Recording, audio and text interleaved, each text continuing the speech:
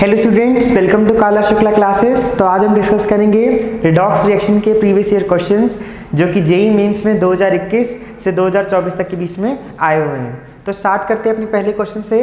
हमारा पहला क्वेश्चन क्या कह रहा है, given below are two statements, one is labelled as assertion and second is labelled as reason. ठीक है, एक हमारा असर्शन है, दूसरा हमारा क्या है, रीजन है। क्वेश्चन में हमारी पहली स्टेटमेंट क्या कह रही है, in thallium triiodide isomorphous to caesium triiodide the metal is present in +1 oxidation state. सबसे पहले अगर हम सीजियम का इलेक्ट्रॉनिक कन्फिगरेशन देखें तो सीजियम का इलेक्ट्रॉनिक कन्फिगरेशन क्या होता है, ज़ेनॉन 6s1। और ऐसे ही हम थैलियम का इलेक्ट्रॉनिक कन्फिगरेशन देखिए तो क्या है हमारा थैलियम का electronic configuration, xenon 4f14 5d10 6s2 6p1। ठीक है, तो अगर हम सीजियम के इलेक्ट्रॉनिक कन्फिगरेशन को देखें तो इसके आउटरमोस्ट शेल में कितने इलेक्ट्रॉन्स है, 1 इलेक्ट्रॉन है। तो अगर इस एक इलेक्ट्रॉन को अगर ये लूज कर दे तो क्या करेगा, एक स्टेबल इलेक्ट्रॉनिक कन्फिगरेशन को क्या करेगा, अचीव कर लेगा। ऐसे ही अगर हम इसको देखें थैलियम को, तो ये भी अगर अपने p ऑर्बिटल के p सबशेल के इलेक्ट्रॉन को अगर लूज कर ले तो क्या बना देगा, एक स्टेबल इलेक्ट्रॉनिक कन्फिगरेशन को अचीव कर लेगा। तो सीजियम ट्राइआयोडाइड और थैलियम ट्राइआयोडाइड में दोनों में क्या होता है, दोनों ही मेटल्स +1 ऑक्सीडेशन स्टेट में एग्जिस्ट करते हैं। Caesium in +1 oxidation state and triiodide is having a negative charge. Similarly thallium is having a positive charge of +1 and iodide is having a negative charge and both have same crystalline structure. So both are isomorphous to each other and both have the metal present in +1 oxidation state. तो हमारी पहली statement तो क्या हो जाएगी, correct हो जाएगी। अब इसका इन्होंने रीजन क्या दिया हुआ है, thallium metal has 14f electrons in electronic configuration. तो इसका ये रीजन करेक्ट नहीं है कि दोनों ही मेटल्स +1 ऑक्सीडेशन स्टेट में एग्जिस्ट करते हैं, क्योंकि दोनों, इसका करेक्ट रीजन क्या होगा कि दोनों के आउटरमोस्ट शेल में 1 इलेक्ट्रॉन है जो कि वो लूज करके इजीली एक स्टेबल इलेक्ट्रॉनिक कन्फिगरेशन को अचीव कर सकते हैं। इसीलिए जो सेकंड स्टेटमेंट है वो क्या है, करेक्ट एक्सप्लेनेशन नहीं है फर्स्ट स्टेटमेंट का। तो हमें क्या कहा गया, in the light of above statements choose the most appropriate answer. पहला कह रहा है both A and R are correct but R is not correct explanation of A. तो सही बात है, ए और आर दोनों स्टेटमेंट्स करेक्ट हैं कि थैलियम में 14f इलेक्ट्रॉन्स हैं, लेकिन जो स्टेटमेंट सेकेंडरी वो क्या है, करेक्ट एक्सप्लेनेशन नहीं है स्टेटमेंट फर्स्ट का। तो हमारा फर्स्ट ऑप्शन क्या हो जाएगा, करेक्ट हो जाएगा। ठीक है, तो हमारा नेक्स्ट क्वेश्चन क्या है, हमारा नेक्स्ट क्वेश्चन कह रहा है mildly alkaline medium thiosulphate ion is oxidised by permanganate to A, the oxidation state of sulphur A is. तो क्या कह रहा है, एल्कलाइन मीडियम में क्या कह रहे हैं, हमारा परमैंगनेट क्या कर रहा है, ऑक्सीडाइज कर रहा है किसको, थायोसल्फेट को, टू अ कंपाउंड A। उस कंपाउंड A में हमें क्या बताना है, सल्फर का ऑक्सीडेशन स्टेट बताना है। तो हमें पता है माइल्डली अल्कलाइन मीडियम में हमारा क्या होगा, जो परमैंगनेट है वो किस में, क्या ये क्या है, परमैंगनेट हमारा क्या एक ऑक्सीडाइजिंग एजेंट है, तो इटसेल्फ क्या होगा, रिड्यूस होगा। ये किस में रिड्यूस हो जाएगा, MnO2 में। और ये थायोसल्फेट को किस में ऑक्सीडाइज कर देगा, सल्फेट में ऑक्सीडाइज कर देगा। ठीक है, तो हमारा A क्या हो गया, सल्फेट हो गया। इसमें बताना oxidation state of sulphur. Oxidation state of sulphur sulphate में कैसे निकालेंगे, अगर ऑक्सीडेशन स्टेट ऑफ सल्फर को हम क्या माने, X माने, तो X प्लस ऑक्सीजन पे कितना चार्ज आता है, -2, तो -2 इंटू कितना ऑक्सीजन एटम है, 4 है, is equal to total charge कितना है, -2। तो कितना आ जाएगा, x - 8 is equal to -2, x is equal to 6। तो oxidation state of sulphur sulphate में कितना आ गया, 6 आ गया। तो इसका आंसर क्या हो जाएगा, 6 हो जाएगा। ठीक है, तो हमारा नेक्स्ट क्वेश्चन क्या कह रहा है, हमें एक रिडॉक्स रिएक्शन दी है जो कि अनबैलेंस्ड है, हमें क्या करना है, बैलेंस करना और वैल्यू ऑफ C हमें बतानी है। ठीक है, तो सबसे पहले हम देखेंगे इस रिडॉक्स रिएक्शन को। रिडॉक्स रिएक्शन किस में हो रही है, एसिडिक कंडीशंस के अंडर हो रही है। अब हमें पता है कि जो हमारा परमैंगनेट क्या होता है, ये क्या होता है, एक ऑक्सीडाइजिंग एजेंट होता है। तो इस रिएक्शन में क्या होगा, इटसेल्फ रिड्यूस होगा। ठीक है, और हमारा ऑक्सीलेट क्या हो रहा है, ऑक्सीडाइज हो रहा है। ठीक है, तो अगर हम रिडक्शन वाले पार्ट को देखें रिएक्शन के, तो हमारा परमैंगनेट किस में रिड्यूस हो रहा है, मैंगनीज +2 में।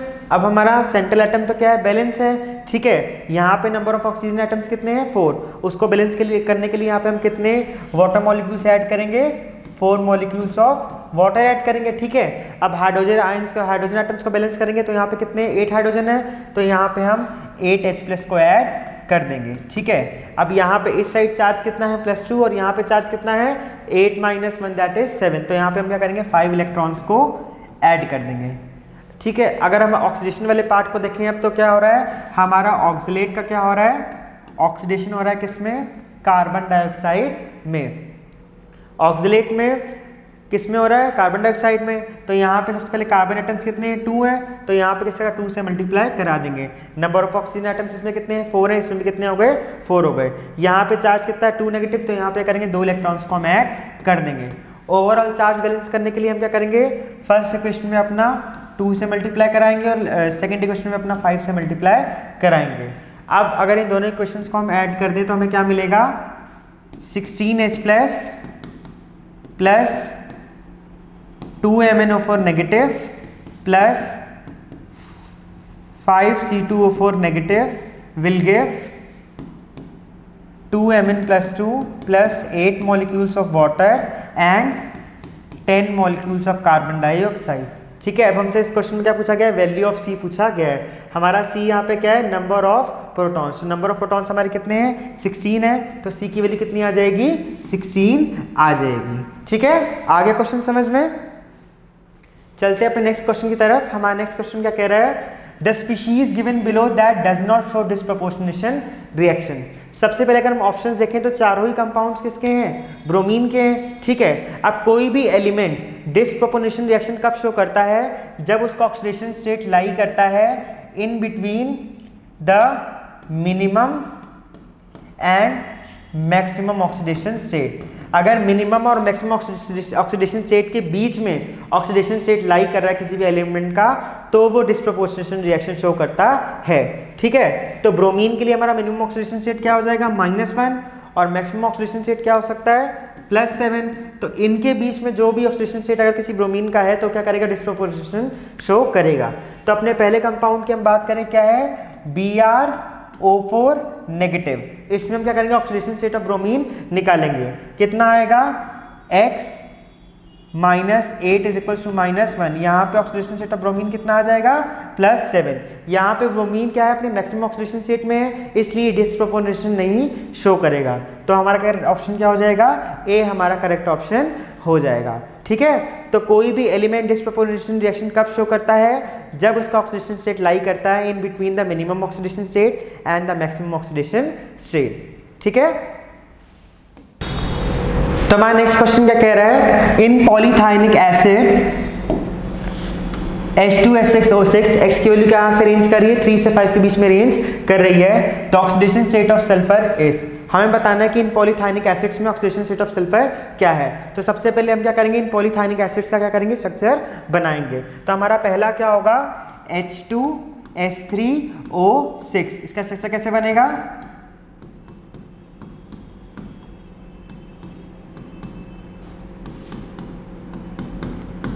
ठीक है। अब ऐसे ही बनाएंगे H2S4O6 का स्ट्रक्चर कैसे बनेगा,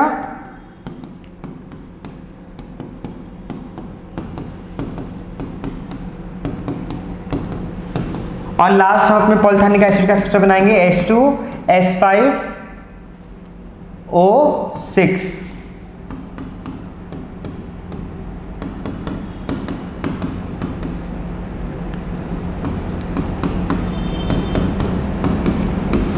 ठीक है। अब इसमें हमें oxidation state of sulphur atoms हमें बताना है। तो सबसे पहले अगर हम इसमें देखें तो दो तरह के सल्फर एटम्स प्रेजेंट है। एक सल्फर जो कि 2 ऑक्सीजन और 1 हाइड्रोक्सिल से कनेक्टेड है, और दूसरा सल्फर क्या है जो सल्फर एटम से कनेक्टेड है। अगर कभी भी 2 सेम एलिमेंट्स मिलके बॉन्ड बना रहे हैं, जैसे कि सल्फर और सल्फर मिलके बॉन्ड बना रहा है, तो इन दोनों के बीच में इलेक्ट्रोनेगेटिविटी डिफरेंस क्या होगा, 0 हो जाएगा, जिसकी वजह से इस सेंट्रल जो सल्फर है ऑक्सीडेशन क्या स्टेट क्या हो जाएगा, 0 हो जाएगा। ऐसे अगर इन स्ट्रक्चर्स की बात करें तो इसमें भी सल्फर, इन 2 सल्फर्स का और इन 3 सल्फर्स का ऑक्सीडेशन स्टेट क्या हो जाएगा, 0 हो जाएगा। ठीक है। अब बात करें हम इस सल्फर एटम के ऑक्सीडेशन स्टेट की, तो अगर इसको हम X माने तो ये किससे लिंक्ड है, 2 ऑक्सीजन ग्रुप से। एक ऑक्सीजन पे कितना चार्ज होता है, 2 नेगेटिव, और हाइड्रोक्सिल पे क्या होता है, 1 नेगेटिव चार्ज होता है। तो X plus -2 × 2 plus minus 1 is equal to overall charge कितना है 0 है, तो किसके इक्वल आ जाएगा 0 के इक्वल आ जाएगा। ठीक है, तो यहाँ से क्या आ जाएगा x minus 5 is equal to 0, x की वैल्यू क्या आ गई 5। तो यहाँ पे सल्फर का ऑक्सीडेशन स्टेट कितना है 5 है। तो इन कंपाउंड्स में सल्फर के दो ऑक्सीडेशन स्टेट आए, एक तो 0 दूसरा क्या हुआ 5। तो हमारा डी ऑप्शन क्या हो जाएगा करेक्ट हो जाएगा कि इन पॉलीथायोनिक एसिड्स में सल्फर 0 और +5 ऑक्सीडेशन स्टेट में एग्जिस्ट करता है। ठीक है, हमारा नेक्स्ट क्वेश्चन क्या कह रहा है, in which of the following sets all species show disproportional reaction. तो कोई भी एलिमेंट डिस्प्रोपोर्शनल रिएक्शन कब शो करेगा, जब उसका ऑक्सीडेशन स्टेट लाई कर रहा है मिनिमम और मैक्सिमम ऑक्सीडेशन स्टेट के बीच में। ठीक है, ये हम पहले डिस्कस कर चुके हैं। तो देखते हैं अपने ऑप्शंस की तरफ। पहला स्पीशीज क्या है हमारा ClO4 नेगेटिव। इसमें क्लोरीन का ऑक्सीडेशन स्टेट क्या आ जाएगा x minus 8 is equal to -1 that is 7। यहाँ पे क्लोरीन क्या अपने मैक्सिमम ऑक्सीडेशन स्टेट में है, इसका मतलब इसमें सब स्पीशीज क्या कर रही डिस्प्रोपोर्शनल रिएक्शन नहीं शो कर रही। तो पहला ऑप्शन तो हमारा क्या हो गया इनकरेक्ट हो गया। सेकंड क्या कर रहा है ClO2 नेगेटिव, इसमें क्लोरीन की ऑक्सीडेशन स्टेट क्या है +3 है। सेकंड ऑप्शन क्या है फ्लोरीन। फ्लोरीन एक ऐसा हैलोजन है जो डिस्प्रोपोर्शनल रिएक्शन कभी शो नहीं करता, क्योंकि फ्लोरीन क्या है सबसे इलेक्ट्रोनेगेटिव एलिमेंट है जितने भी एलिमेंट्स पाए जाते हैं, इसीलिए कभी भी पॉजिटिव ऑक्सीडेशन स्टेट शो नहीं करेगा। इसलिए जो हमारा फ्लोरीन है वो कभी डिस्प्रोपोर्शनल रिएक्शन को शो नहीं करता है। तो हमारा ये ऑप्शन भी क्या हो गया इनकरेक्ट हो गया। ठीक है, हमारा थर्ड ऑप्शन क्या कह रहा है CrO2O7 नेगेटिव, जिसमें क्रोमियम की ऑक्सीडेशन स्टेट क्या आ गई +6। यहाँ पे क्रोमियम भी अपनी मैक्सिमम ऑक्सीडेशन स्टेट शो कर रहा है, इसलिए ये सेट भी क्या करेगा डिस्प्रोपोर्शनल रिएक्शन को शो नहीं करेगा, मतलब सब स्पीशीज डिस्प्रोपोर्शनल रिएक्शन को शो नहीं करेंगी। तो हमारा लास्ट ऑप्शन क्या हो जाएगा करेक्ट हो जाएगा, पर फिर भी हम एक बार वेरीफाई कर लेते हैं। MnO4 नेगेटिव की बात की जाए तो इसमें मैग्नीज का ऑक्सीडेशन स्टेट क्या है +6 है। ठीक है, तो ये डिस्प्रोपोर्शनल रिएक्शन क्या करेगा शो करेगा, क्योंकि इसका मैक्सिमम ऑक्सीडेशन स्टेट क्या होता है +7 और मिनिमम क्या होता है +2। ठीक है, ऐसे अगर हम ClO2 नेगेटिव की बात करें तो इसका ऑक्सीडेशन स्टेट कितना आ जाएगा क्लोरीन का +3 आ जाएगा, और यहाँ पे Cl2 में क्लोरीन का ऑक्सीडेशन स्टेट कितना आ गया 0 आ गया, जो कि लाई करता है -1 to 7 के बीच में। और तीसरा हमारा ऑप्शन क्या है Mn+3, जहाँ पे हमारा मैग्नीज क्या है +3 ऑक्सीडेशन स्टेट में है। तो हमारे लास्ट ऑप्शन में जितनी भी स्पीशीज हैं वो सब डिस्प्रोपोर्शनल रिएक्शन शो करेंगी। तो हमारा लास्ट ऑप्शन क्या हो जाएगा करेक्ट हो जाएगा। ठीक है, अब हमारा नेक्स्ट क्वेश्चन क्या कह रहा है, the difference in the oxidation state of chromium in chromate and dichromate is. तो क्रोमेट और डाइक्रोमेट सॉल्ट्स में जो क्रोमियम के ऑक्सीडेशन स्टेट होते हैं उसके बीच का डिफरेंस क्वेश्चन में क्या है पूछा गया है। हमारा क्रोमेट क्या होता है CrO4 नेगेटिव और डाइक्रोमेट क्या होता है Cr2O7 नेगेटिव। पहले केस में क्रोमियम का ऑक्सीडेशन स्टेट निकालेंगे x + 4 इंटू ऑक्सीजन पे चार्ज कितना होता है 2 negative is equal to overall charge कितना है -2। तो ये कितना आ जाएगा x minus 8 is equal to -2। x की कितनी आ गई 6 आ गई। तो क्रोमेट में हमारा क्रोमियम का ऑक्सीडेशन स्टेट कितना आ गया 6 आ गया। अब डाइक्रोमेट में निकालेंगे तो डाइक्रोमेट में क्या हो जाएगा 2x + -2 into 7 is equal to -2। तो 2x इज इक्वल टू किसके इक्वल आ गया 12 के इक्वल आ गया। x की वैल्यू किसके इक्वल आ जाएगी 6 आ जाएगी। तो डाइक्रोमेट में भी हमारा क्रोमियम का ऑक्सीडेशन स्टेट कितना आ गया 6 आ गया। दोनों के बीच का डिफरेंस पूछा गया तो 6 - 6 कितना हो गया 0। तो इसका आंसर क्या आ गया 0 आ गया। Difference in the oxidation state between chromate and dichromate कितना आ गया 0 आ गया। तो कितना सिंपल क्वेश्चन दिया गया है। अगर बच्चे को पता है क्रोमेट का फॉर्मूला क्या होता है और डाइक्रोमेट का फॉर्मूला क्या होता है वो ऑक्सीडेशन स्टेट निकाल के डिफरेंस करके इसका आंसर निकाल सकता है। हमारा नेक्स्ट क्वेश्चन क्या कह रहा है among the following which is the strongest oxidising agent. Strongest oxidising agent पूछा गया है। इसका मतलब इटसेल्फ क्या होगा रिड्यूस होगा तभी दूसरे को ऑक्सीडाइज करेगा। मतलब इनमें से कौन सबसे पहले इलेक्ट्रॉन ले लेगा। बात की जाए मैग्नीज +3 की तो इसका इलेक्ट्रॉनिक कन्फिग्रेशन कितना हो गया D4 हो गया। ऐसी Fe+3 की बात की जाए तो इसका इलेक्ट्रॉनिक कन्फिग्रेशन कितना हो गया D5 हो गया। टाइटेनियम +3 में इलेक्ट्रॉनिक कन्फिग्रेशन कितना हो गया D1 हो गया। और क्रोमियम +3 में इलेक्ट्रॉनिक कन्फिग्रेशन कितना हो गया D3 हो गया। तो देखें अगर हम मैग्नीज +3 को तो इसमें नंबर ऑफ डी इलेक्ट्रॉन्स कितने हैं 4 है। ठीक है Fe+3 की बात की जाए तो इसमें 5 अनपेयर्ड इलेक्ट्रॉन्स हैं। ठीक है। और थैलियम में क्या है, एक इलेक्ट्रॉन है हमारा, सॉरी टाइटेनियम में, एंड क्रोमियम में क्या है हमारे 3 d इलेक्ट्रॉन्स हैं। तो इनमें से कौन सबसे पहले इलेक्ट्रॉन लेगा? जो सबसे पहले इलेक्ट्रॉन ले लेगा वो क्या होगा, सबसे अच्छा ऑक्सीडाइजिंग एजेंट। तो अगर हम इलेक्ट्रॉनिक कन्फिग्रेशन देखें तो मैग्नीज में क्या है, d4 इलेक्ट्रॉन्स है, ठीक है। अगर ये एक इलेक्ट्रॉन को एक्सेप्ट कर ले तो इसका इलेक्ट्रॉनिक कन्फिग्रेशन क्या हो जाएगा, d5 हो जाएगा। d5 क्या होता है, हाफ फील्ड इलेक्ट्रॉनिक कन्फिग्रेशन होता है, जो कि क्या होता है, स्टेबल होता है। तो ये एक स्टेबिलिटी तरफ क्या होगा, जाएगा। इसलिए सबसे अच्छा ऑक्सीडाइजिंग एजेंट कौन सा होगा हमारा, मैंगनीज +3, क्योंकि after getting 1 electron it will attain a stable electronic configuration, that is half filled configuration. Half filled and full filled orbitals are always stable. तो इसलिए हमारा मैंगनीज +3 क्या हो जाएगा, स्ट्रॉन्गेस्ट ऑक्सीडाइजिंग एजेंट हो जाएगा, यानी कि इसकी इलेक्ट्रॉन लेने की टेंडेंसी सबसे ज़्यादा हो जाएगी। हमारा नेक्स्ट क्वेश्चन क्या कह रहा है, which of the following is example of disproportionation reaction. हमारी डिस्प्रोपोर्शनेशन रिएक्शन कब होती है, जब एक ही स्पीशीज का साइमल्टेनियसली ऑक्सीडेशन हो रहा है और रिडक्शन हो रहा है। जब ऐसा हो तो हम क्या कहते हैं, डिस्प्रोपोर्शनेशन रिएक्शन हो रही है। तो देखते हैं कि इनमें से हमारी कौन सी रिएक्शन डिस्प्रोपोर्शनेशन रिएक्शन है। हमारी पहली रिएक्शन क्या कह रही है, MnO4 negative is giving MnO4 negative and MnO2। तो इसमें MnO4 नेगेटिव में हमारा ऑक्सीडेशन स्टेट ऑफ मैग्नीज क्या है, +6 है, ठीक है। किस में कन्वर्ट हो रहा है, MnO4 नेगेटिव में। तो इसमें ऑक्सीडेशन स्टेट ऑफ मैग्नीज कितना आ गया, +7 आ गया। और MnO2 में मैग्नीज का ऑक्सीडेशन स्टेट कितना आ गया, +4, ठीक है।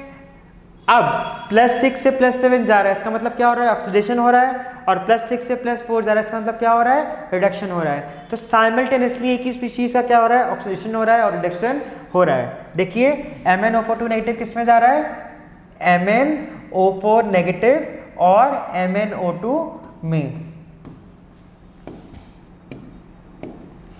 तो यहाँ पे ऑक्सीडेशन स्टेट कितना है हमारा, +6 है, किस में जा रहा है, +7 में और +4 में।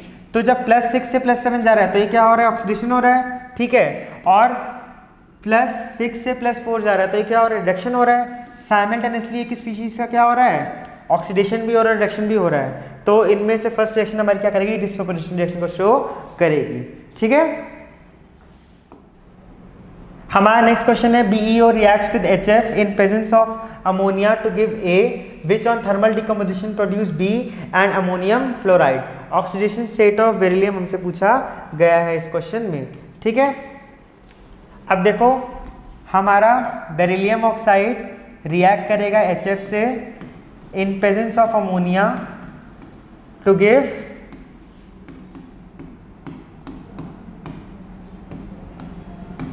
ये स्पीशीज हमें मिलेगी, ठीक है। This will on thermal decomposition will क्या हमें देगा, ये हमें देगा अमोनियम फ्लोराइड और क्या देगा हमें,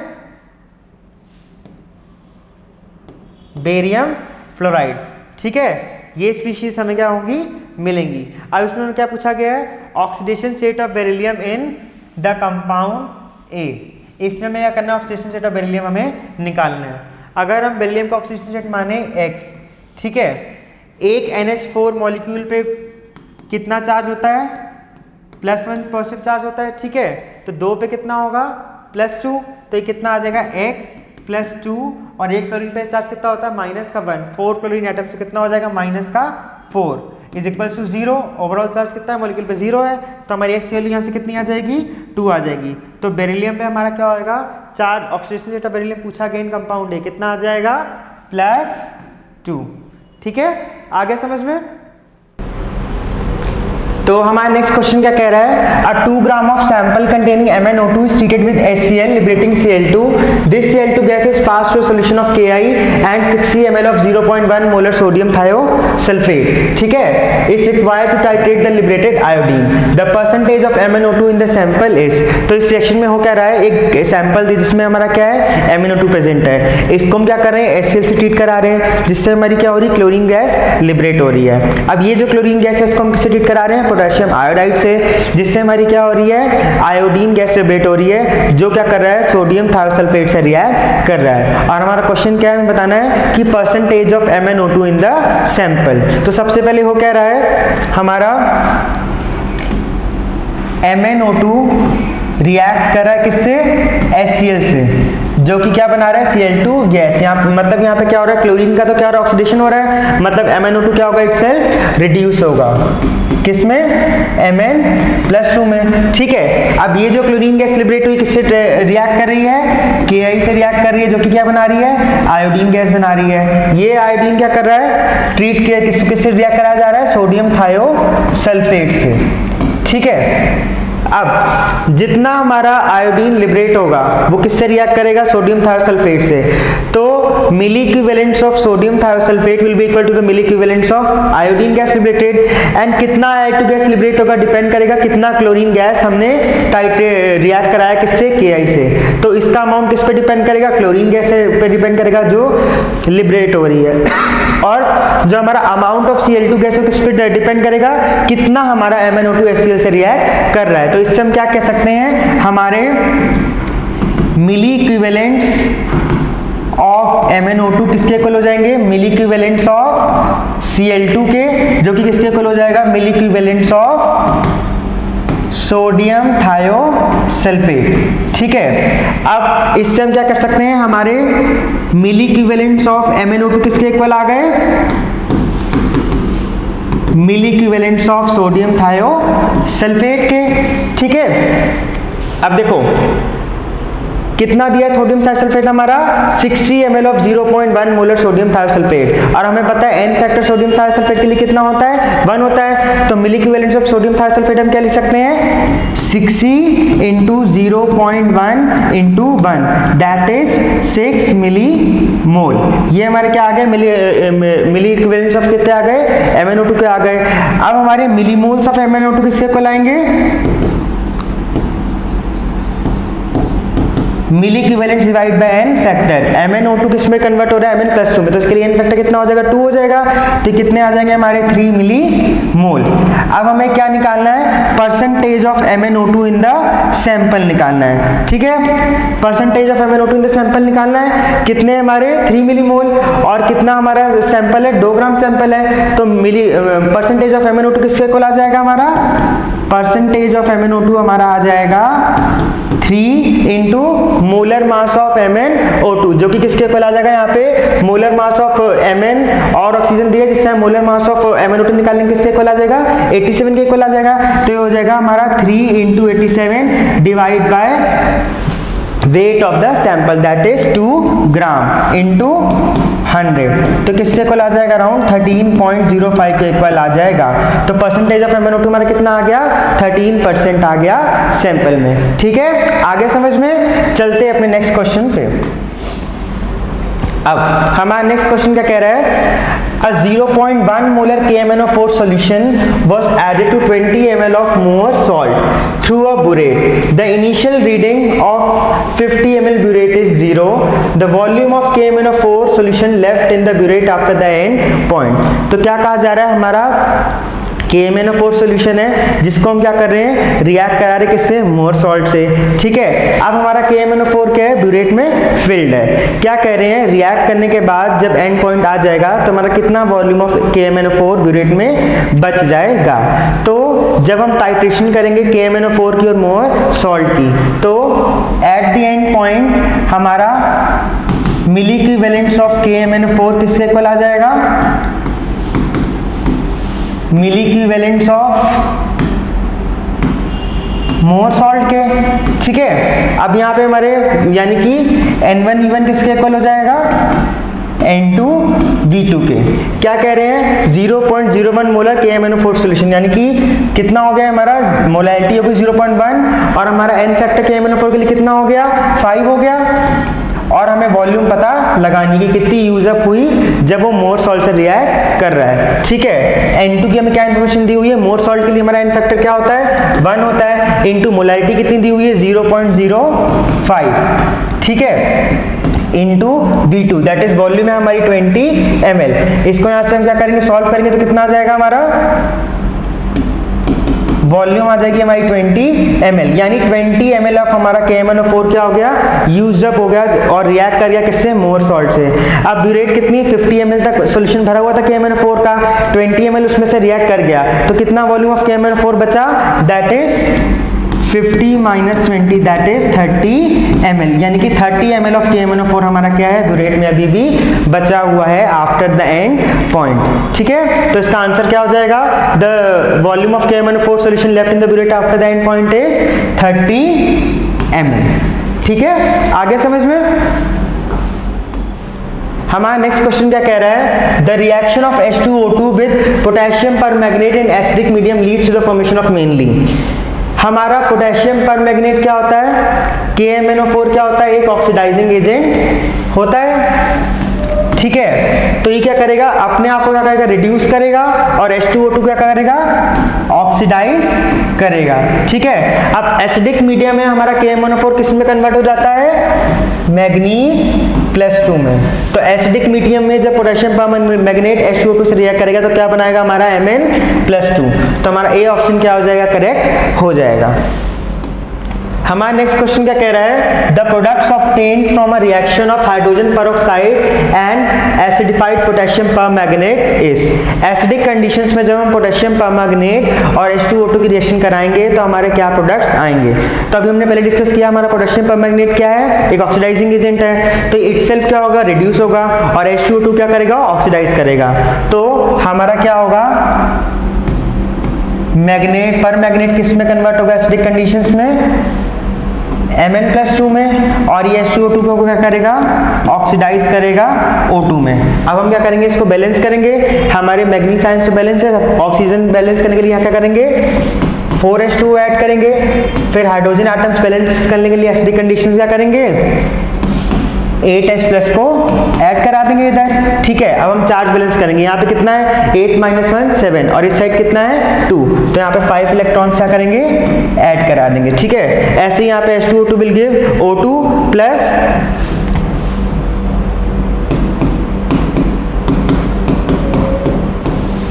2H+ + 2 इलेक्ट्रॉन्स। ठीक है, तो हमारा यहाँ से ये बैलेंस हो गया। अब चार्ज बैलेंस करेंगे ओवरऑल, तो इसमें क्या करेंगे, 5 का मल्टीप्लाई कराएंगे, इस इक्वेशन में क्या करेंगे, 2 का मल्टीप्लाई कराएंगे, और ऐड कर देंगे तो हमें क्या मिलेगा, 2MnO4 नेगेटिव प्लस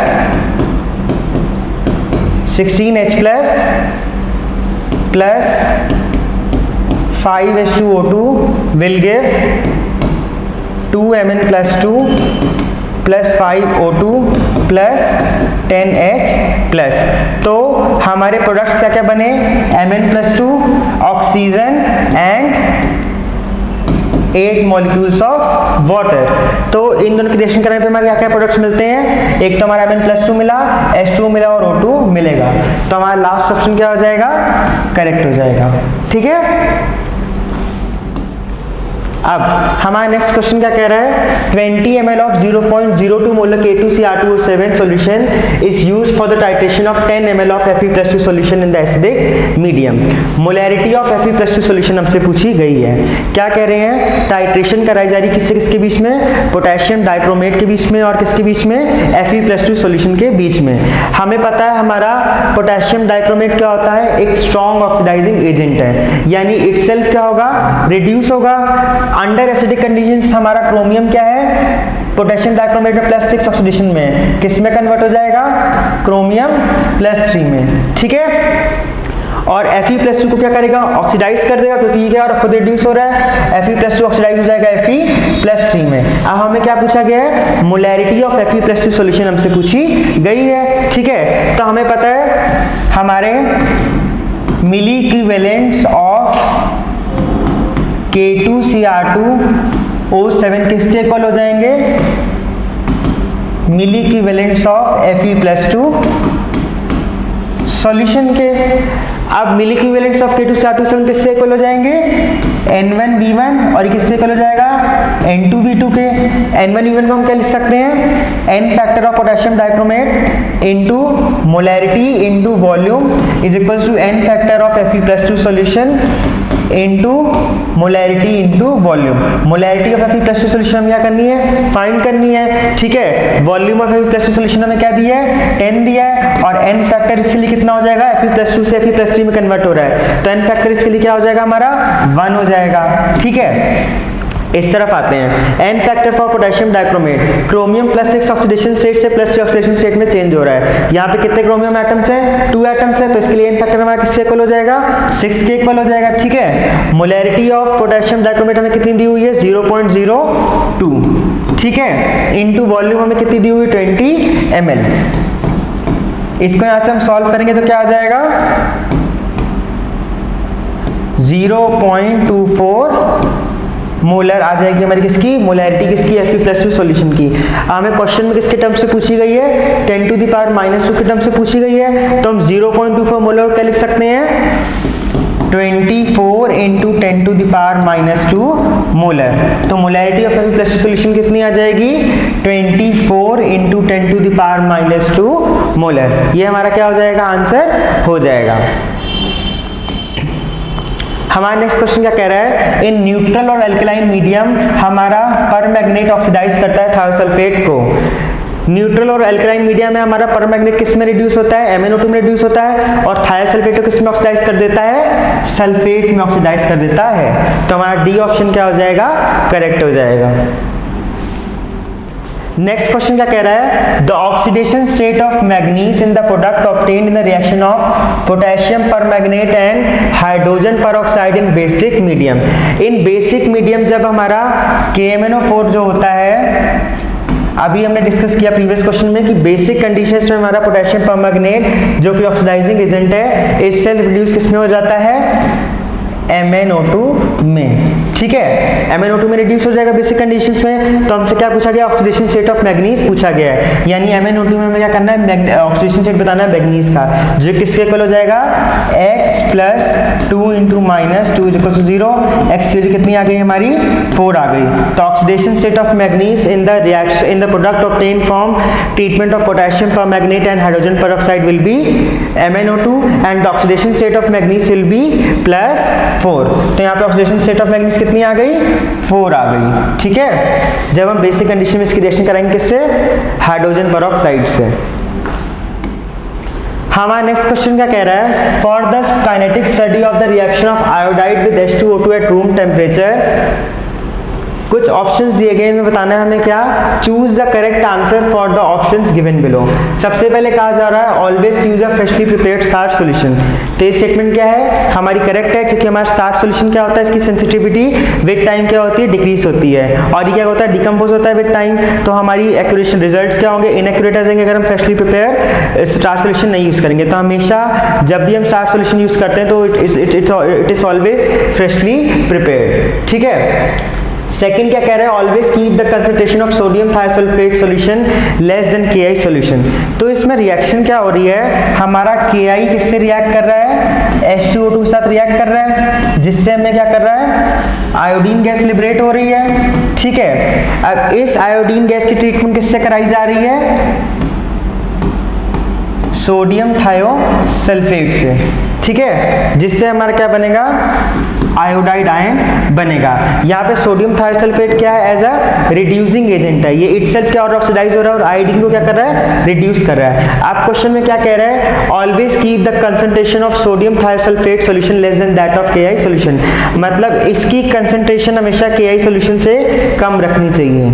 अगर इसकी सोडियम थायोसल्फेट की कंसंट्रेशन हम KI से ज्यादा रख देंगे तो क्या होगा, ये I2 के साथ इमीडिएटली रिएक्ट कर जाएगा, मतलब जो रिएक्शन होगी बहुत क्विकली हो जाएगी, जिससे हमारा एंड पॉइंट क्या हो जाएगा, ओवररन हो जाएगा, जिससे इनएक्यूरेट रिजल्ट्स मिल सकते हैं, ठीक है। तो इसीलिए हमारा सोडियम थायोसल्फेट की कंसंट्रेशन जो क्या है, हमेशा KI सॉल्यूशन से कम रखी जाती है। तो हमारी सेकंड स्टेटमेंट भी क्या हो जाएगी, करेक्ट हो जाएगी। तीसरी स्टेटमेंट क्या कह रही है, record the time immediately after the appearance of blue colour. अब हमारा ब्लू कलर किसकी वजह से आता है, जब हमारा KI H2O2 के साथ रिएक्ट कर रहा है तो क्या बना रहा है, आयोडीन गैस आ रही है हमारी। ये I2 गैस जब स्टार्च से रिएक्ट करती है तो क्या करती है, I2 स्टार्स के साथ मिलकर कॉम्प्लेक्स बनाता है, इसका कलर क्या होता है, ब्लू कलर का होता है। तो सही स्टेटमेंट है कि उसी समय हमें रिकॉर्ड कर लेना चाहिए टाइम, क्योंकि इस समय क्या पता लग रहा है कि हमारा I2 लिबरेट हो चुका है। ठीक है, तो हमारी थर्ड स्टेटमेंट भी क्या है, सही है कि record the time immediately after the appearance of blue colour. हमारी फोर्थ स्टेटमेंट क्या कह रही है, record the time immediately before the appearance of blue colour, incorrect है। ठीक है, always keep the concentration of sodium thiosulphate solution more than that of KH solution, ये भी स्टेटमेंट हमारी क्या हो गई, इनकरेक्ट हो गई। तो हमारे which of the following statements are correct, तो ए बी सी तीन स्टेटमेंट्स पहले की हमारी क्या है, करेक्ट है। तो हमारा पहला ऑप्शन क्या हो जाएगा, करेक्ट हो जाएगा। ठीक है, आगे समझ में। हमारा नेक्स्ट क्वेश्चन क्या कह रहा है, the disproportionation of MnO4 two negative in acidic medium resulted in the formation of two manganese compounds A and B। हमारा MnO4 टू नेगेटिव क्या कर रहा है, डिस्प्रोपोर्शनेट कर रहा है एसिडिक मीडियम में, जिसकी वजह से दो प्रोडक्ट्स बन रहे हैं A एंड B। ठीक है, अब क्या कह रहा है, if the oxidation state of manganese in B is smaller than that of A then the spin only magnetic movement of B हमसे पूछा गया है। तो क्या कह रहा है, MnO4 टू नेगेटिव किस में कन्वर्ट हो रहा है, डिस्प्रोपोर्शनेट कर रहा है एसिडिक मीडियम में, दो प्रोडक्ट्स बना रहे हैं A और B। क्या कह रहा है, B में जो हमारा ऑक्सीडेशन स्टेट है मैग्नीज का वो कम है ऑक्सीडेशन स्टेट ऑफ Mn से जो A कंपाउंड में, उसके लिए हमें क्या बताना है, स्पिन ओनली मैग्नेटिक मूवमेंट बताना है। तो सबसे पहले हमारी रिएक्शन क्या हो रही है, हमारा MnO4 टू नेगेटिव डिस्प्रोपोर्शनेट और एसिडिक मीडियम में क्या क्या बनाएगा, MnO4 नेगेटिव बनाएगा और MnO2 बनाएगा। ठीक है, MnO4 नेगेटिव में हमारी ऑक्सीडेशन स्टेट ऑफ Mn किसके इक्वल आ जाएगी, +7 के इक्वल आ जाएगी, और MnO2 में ऑक्सीडेशन स्टेट ऑफ Mn किसके इक्वल होगी, +4 के इक्वल होगी। अब क्या कह रहा है, B में ऑक्सीडेशन स्टेट ऑफ Mn क्या है, कम है oxidation state of Mn in A से, तो मतलब हमारा MnO2 क्या हो जाएगा, B हो जाएगा, और MnO4 माइनस हमारा क्या हो जाएगा, A हो जाएगा। अब इसमें पूछा गया है B में हमें क्या निकालना है, spin only magnetic movement mu की वैल्यू निकालनी है।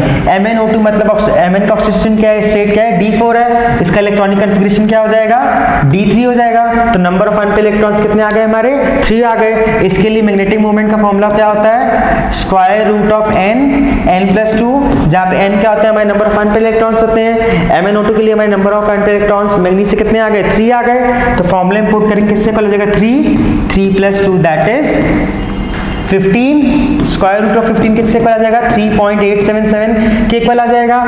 इसको हम क्या करेंगे, नियरेस्ट रीजन में राउंड ऑफ करना है, तो किससे इक्वल आ जाएगा, 4 के इक्वल आ जाएगा। तो मैग्नेटिक मूवमेंट किससे इक्वल आ जाएगा, 4 के इक्वल आ जाएगा मैग्नीज का इन द कंपाउंड B।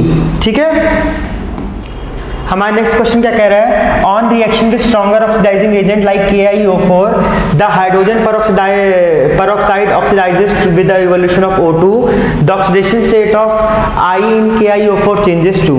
अब हमारा KiO4 क्या है, स्ट्रॉन्गर ऑक्सीडाइजिंग एजेंट है, इसको जब हम H2O2 से क्या करें, ट्रीट करा रहे हैं, तो वो क्या कर रहा है, ऑक्सीजन को ऑक्सीडाइज कर रहा है ऑक्सीजन O2 में। ठीक है, तो इटसेल्फ KiO4 क्या होगा, हमारा KiO4 रिड्यूस हो जाएगा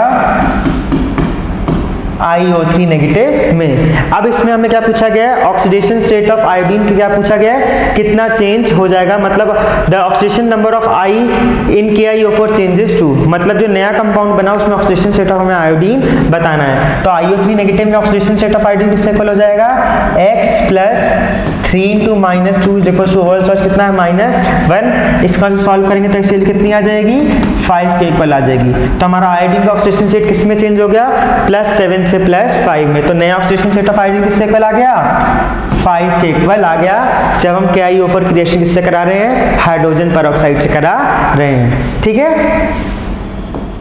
हमारा नेक्स्ट क्वेश्चन क्या कह रहा है, in ammonium phosphomolybdate the oxidation state of molybdenum is. Ammonium phosphomolybdate क्या होता है, NH4 का होल थ्राइस, NH4 का whole thrice, PO4 molybdenum 12O36। ये क्या होता है, हमारा फॉर्मूला होता है अमोनियम फॉस्फोमोलिब्डेट का। इसमें हमें क्या पूछा गया, ऑक्सीडेशन स्टेट ऑफ मोलिब्डेनम पूछा गया है। अब हमें पता है हमारा एक NH4 यूनिट पे कितना चार्ज होता है, एक प्लस पॉजिटिव चार्ज होता है। तो 3 यूनिट्स ऑफ NH4 में कितना चार्ज हो जाएगा, +3 हो जाएगा।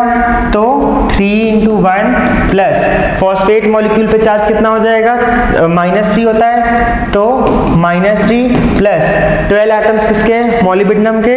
तो 12 × X with oxidation state of molybdenum. O के कितने एटम्स है, 36 हैं। एक ऑक्सीजन एटम पे कितना चार्ज होता है, -2। तो किसके इक्वल हो जाएगा, 36 × -2 दैट इज इक्वल टू किससे इक्वल हो जाएगा, 0 के इक्वल हो जाएगा। ठीक है, क्योंकि ओवरऑल क्या है, न्यूट्रल है। तो किससे इक्वल आ जाएगा, 3 से 3 कैंसिल हो जाएगा हमारा। 12x - 72 is equal to 0। x की वैल्यू किससे इक्वल आ जाएगी, 72/12 दैट इज 6। तो ऑक्सीडेशन स्टेट ऑफ मॉलिब्डेनम कितना आ गया हमारा, 6 के इक्वल आ जाएगा। ठीक है,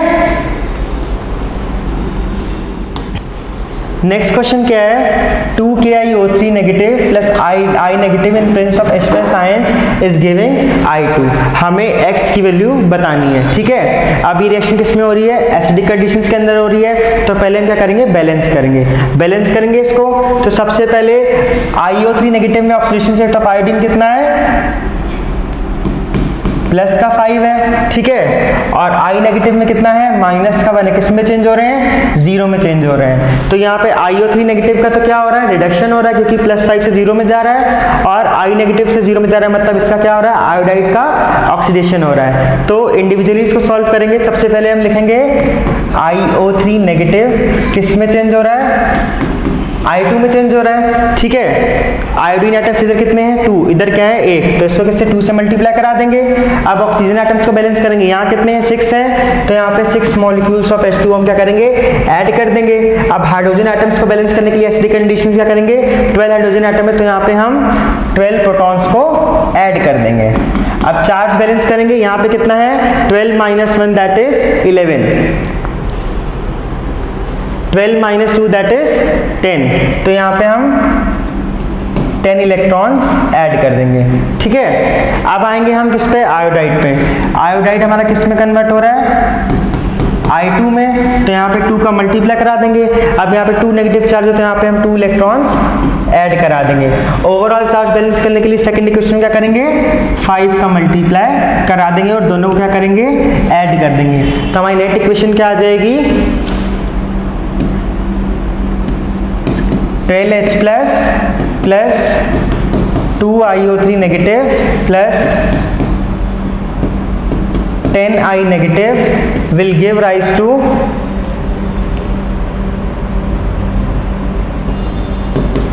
6I2 प्लस 6H2O।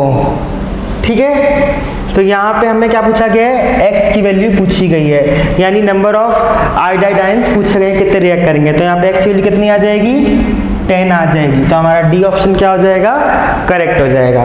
ठीक है, नेक्स्ट क्वेश्चन हमारा क्या कह रहा है, which halogen is known to cause the reaction given below. Reaction क्या है हमारी, 2Cu+2 plus 4x negative will give Cu2x2 plus x2। यहाँ पे x हमारा क्या है, हेलोजन है, मतलब कि हमारा x नेगेटिव किस में कन्वर्ट हो रहा है, इस Cu2x2 में, जिसमें कि हेलोजन का ऑक्सीडेशन स्टेट क्या है, -1 है, यानी कि सेम रहेगा। और जब x2 में कन्वर्ट हो रहा है तो हेलोजन का ऑक्सीडेशन स्टेट क्या है, 0 हो गया। ठीक है, अब हम बात करें हेलोजन्स की, फ्लोरीन, क्लोरीन, ब्रोमीन और आयोडीन की। तो फ्लोरीन क्या है हमारा, मोस्ट पावरफुल ऑक्सीडाइजिंग एजेंट है, यानी कि सबसे ज्यादा टेंडेंसी रखता है एक इलेक्ट्रॉन लेके F नेगेटिव में कन्वर्ट होने की। तो मतलब अगर एक बार ये आयनिक फॉर्म में आ गया तो ये F में, न्यूट्रल में कन्वर्ट नहीं होना चाहेगा। तो अगर हम बात करें फ्लोरीन, क्लोरीन और ब्रोमीन की, ठीक है, तो अगर ये X नेगेटिव के फॉर्म में है, मतलब अपनी आयनिक फॉर्म में है, -1 ऑक्सीडेशन स्टेट में है, तो ये नहीं चाहेंगे 0 ऑक्सीडेशन स्टेट में जाना, क्योंकि इनकी ऑक्सीडाइजिंग पावर क्या है, इसकी टेंडेंसी रखने क्या, ज्यादा टेंडेंसी रखने क्या करने की, इटसेल्फ गेटिंग रेड्यूस और दूसरों को ऑक्सीडाइज करने की। तो केवल हमारा आयोडीन क्या होगा, क्योंकि डाउन द ग्रुप हमारी ऑक्सीडाइजिंग पावर क्या हो रही है, कम हो रही है, down the group oxidising power decreases, तो हमारा आयोडीन केवल इस रिएक्शन को शो करेगा। तो हमारा केवल आयोडीन एक ऐसा हेलोजन है जो कॉपर +2 के साथ रिएक्ट करके Cu2I2 बनाएगा और I2 बनाएगा। मतलब आयोडीन क्या करेगा, I नेगेटिव से I2 में कन्वर्ट हो जाएगा इजीली, ठीक है, क्योंकि इसकी ऑक्सीडाइजिंग पावर क्या है, कंपेरेटिव टू दीज हेलोजेंस क्या है, कम है, ठीक है। हमारा नेक्स्ट क्वेश्चन क्या कह रहा है, हमारा नेक्स्ट क्वेश्चन कह रहा है in alkaline medium the reduction of permanganate anion involves a gain of. Alkaline medium यानी कि बेसिक मीडियम की बात की जा रही, किसके लिए, परमैंगनेट एनायन के लिए। हम पहले भी डिस्कस कर चुके हैं, हमारा परमैंगनेट एनायन बेसिक कंडीशंस में किस में रिड्यूस हो जाता है, MnO2 में, ठीक है। यहाँ पे ऑक्सीडेशन स्टेट ऑफ Mn क्या है, +7, यहाँ पे ऑक्सीडेशन स्टेट ऑफ Mn क्या है, +4 में। अब क्या कह रहा है, in alkaline medium the reduction of permanganate anion involves a gain of कितने इलेक्ट्रॉन्स, कितने इलेक्ट्रॉन्स का गेन हुआ, +7 ऑक्सीडेशन स्टेट से +4 ऑक्सीडेशन स्टेट में जाने के 3 इलेक्ट्रॉन्स का गेन हुआ। तो हमारा आंसर क्या आ जाएगा, 3 आ जाएगा, ठीक है। आगे समझ में, इजी क्वेश्चन था ये तो हमारा नेक्स्ट क्वेश्चन क्या कह रहा है, हमारा नेक्स्ट क्वेश्चन कह रहा है KMnO4 is titrated with ferrous ammonium sulphate hexahydrate in presence of dilute H2SO4 the number of water molecules produce for 2 molecules of KMnO4। तो क्या एक रिएक्शन कराई जा रही किसकी, KMnO4 की और फेरस अमोनियम सल्फेट हेक्साहाइड्रेट की, और पूछा गया है 2 मॉलिक्यूल्स ऑफ KMnO4 के लिए हमारा कितना मॉलिक्यूल्स ऑफ वाटर प्रोड्यूस होगा, ठीक है। सबसे पहले एसिडिक कंडीशंस में हमारा क्या होगा, मैग्नीज +7 ऑक्सीडेशन स्टेट में है, किस में कन्वर्ट होगा, +2 ऑक्सीडेशन स्टेट में। यानी कि हमारा KMnO4 जब हम रिएक्ट कराएंगे किससे, H2SO4 से, तो हमारा क्या बनेगा, मैग्नीज सल्फेट बनेगा, दैट इज MnSO4 हमें मिलेगा, प्लस K2SO4 मिलेगा, ठीक है। अब हम बैलेंसिंग करेंगे, सबसे पहले किसकी करेंगे, कहा गया 2 मॉलिक्यूल्स ऑफ KMnO4, तो यहाँ पे किसका मल्टीप्लाई करा देंगे, 2 का करा देंगे, ठीक है। तो मैग्नीज आयंस कितने हैं, 2 है, तो यहाँ पे 2 का मल्टीप्लाई। पोटेशियम कितने हो गए, 2 हो गए, यहाँ पे भी कितने हैं, 2 है। अब सल्फेट देखिए, सल्फेट यहाँ पे कितने हैं, 1 है, और यहाँ पे 2 + 1 3 है, ठीक है। तो यहाँ पे 3 H2SO4 के मॉलिक्यूल्स आ जाएंगे, ठीक है। अब उसके बाद हम क्या करेंगे, नंबर ऑफ, यहाँ पे क्या है, 6 एटम्स ऑफ किसके हैं, हाइड्रोजन के, तो यहाँ पे हम क्या करेंगे, 3H2O ऐड कर देंगे। अब ऑक्सीजन एटम बैलेंस करेंगे, तो यहाँ पे हमारे कितने हैं, 2 4 8, और यहाँ पे 3, तो यहाँ पे हम 5 नेसेंट ऑक्सीजन हम क्या करेंगे, ऐड कर देंगे। तो हमारी पहली क्वेश्चन क्या होगी, बैलेंस होगी, जिसमें हमारा क्या हो रहा है, पोटेशियम परमैंगनेट किस में कन्वर्ट हो रहा है, मैग्नीज सल्फेट में। अब हमारा फेरस अमोनियम सल्फेट हेक्साहाइड्रेट क्या होता है,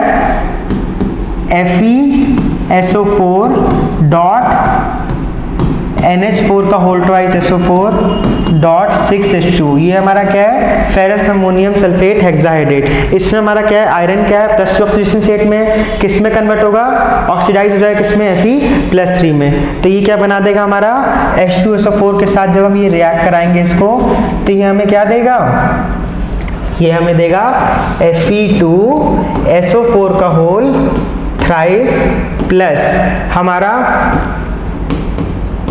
अमोनियम सल्फेट, ठीक है। अब यहाँ पे हमारा क्या है, आयरन एटम्स को अगर बैलेंस करें तो Fe यहाँ पे कितने हैं, 2 है, यहाँ पे कितने 1, तो यहाँ पे करेंगे हम 2 का मल्टीप्लाई करा देंगे, तो हमारे अमोनियम मॉलिक्यूल्स कितने हो जाएंगे, 4 हो जाएंगे, तो यहाँ पे हम क्या करेंगे, 2 का मल्टीप्लाई करा देंगे। अब हम सल्फेट आयंस की बात करें तो यहाँ पे कितने हैं, 1 + 1 2 × 2 4 + 1 5 सल्फेट आयंस है लेफ्ट हैंड साइड में, यहाँ पे देखा जाए तो 3 + 2 दैट इज 5, ठीक है। अब नंबर ऑफ हाइड्रोजन आयंस कितने हैं, हाइड्रोजन एटम्स कितने हैं यहाँ पे, 6 × 12 12 × 24 + 2 26, तो यहाँ पे हम 13 मॉलिक्यूल्स ऑफ H2O ऐड कर देंगे। ऑक्सीजन एटम्स को बैलेंस करेंगे तो यहाँ पे कितने हैं, इसमें यहाँ पे 1 नेसेंट ऑक्सीजन क्या करेंगे, ऐड कर देंगे, ठीक है, क्योंकि यहाँ पे कितने हैं, 24 ऑक्सीजन एटम्स यहाँ पे और वहाँ पे कितने 23, तो यहाँ पे हमने क्या किया, नेसेंट ऑक्सीजन को हमने क्या किया, ऐड कर दिया। अब ओवरऑल बैलेंस करने के लिए यहाँ पे किसका मल्टीप्लाई करा देंगे, 5 का मल्टीप्लाई करा देंगे, ठीक है, ताकि नेसेंट ऑक्सीजन बैलेंस हो जाए, जिससे हमारी नेट इक्वेशन क्या आ जाएगी, हमारी नेट इक्वेशन आ जाएगी 2KMnO4 plus 3H2SO4 plus 10 molecules of ferrous ammonium sulfate hexahydrate plus 8 molecules of H2SO4 will give rise to 2 molecules of manganese sulfate plus K2SO4 plus 5 molecules of ferric sulfate plus 10 molecules of ammonium sulfate plus 13 5 से 65 plus 3 68 molecules of H2O। ठीक है, अब हमसे question में क्या पूछा गया है कि जब 2 molecules of KMnO4 ferrous ammonium sulphate hexahydrate से रिएक्ट करेंगे तो कितने molecules of water मिलेंगे, तो हमें कितने molecules of water मिल रहे हैं, 68 molecules of water मिल रहे हैं, तो इसका आंसर क्या हो जाएगा 68। ठीक है, आगे समझ में। हमारा नेक्स्ट क्वेश्चन क्या कह रहा है, 0.4 gram of organic compound X gave 0.376 gram of AgBr in Carius method for estimation of bromine percent। ठीक है, तो percentage of bromine in compound X पूछी गई है। क्या कह रहे हैं कि ऑर्गेनिक कंपाउंड जिसका मास हमें दिया गया है वो क्या कर रहा है, हमें 0.376 ग्राम ऑफ AgBr दे रहा है। ठीक है, अब हमें बताना है परसेंटेज ऑफ ब्रोमीन कितना है उस कंपाउंड में। तो सबसे पहले हमारे मिलीमोल्स ऑफ AgBr किससे इक्वल आ जाएंगे, वेट कितना हमारा 0.376 divide by molecular weight of AgBr, question में क्या गिवन है 188। ठीक है, अब हमारे मिलीमोल्स ऑफ AgBr इक्वल होंगे किसके, मिलीमोल्स ऑफ ब्रोमीन के। ठीक है, तो मिलीमोल्स ऑफ ब्रोमीन किसके इक्वल आ गए, 0.376 डिवाइड बाय 188। ठीक है, तो मास ऑफ ब्रोमीन निकालने के लिए क्या करेंगे, मिलीमोल्स को मोलर मास से मल्टीप्लाई, तो कितना आ जाएगा 0.376 divide by 188 into molar mass of bromine हमारा कितना है, क्वेश्चन में मोलर मास दिया हुआ है 80 दिया हुआ है। ठीक है, अब क्या निकालना है, percentage of bromine in the compound, तो mass of bromine divide by the mass of the sample, जिससे क्या है AgBr मिला है हमें, तो हमारा percentage of bromine in the compound किससे इक्वल आ जाएगा 0.376 डिवाइड बाय 188 इंटू डिवाइड किससे करेंगे, ऑर्गेनिक कंपाउंड के मास से, दैट इज 0.4 और मोलर मास से मल्टीप्लाई, परसेंटेज पूछी तो इंटू 100 कर देंगे। यहाँ से सॉल्व करेंगे तो परसेंटेज ऑफ ब्रोमीन हमारा कितना आ जाएगा 40%, यानी 40% ब्रोमीन हमारा प्रेजेंट है किसमें, AgBr में, जो हमें किससे मिला है, कंपाउंड X से। ठीक है, आगे समझ में। हमारा नेक्स्ट क्वेश्चन क्या कह रहा है, see the following chemical reaction. इसको हमें क्या करना है, पहले बैलेंस करना है और हमें वैल्यू निकालनी है एक्स वाई जेड के सम की।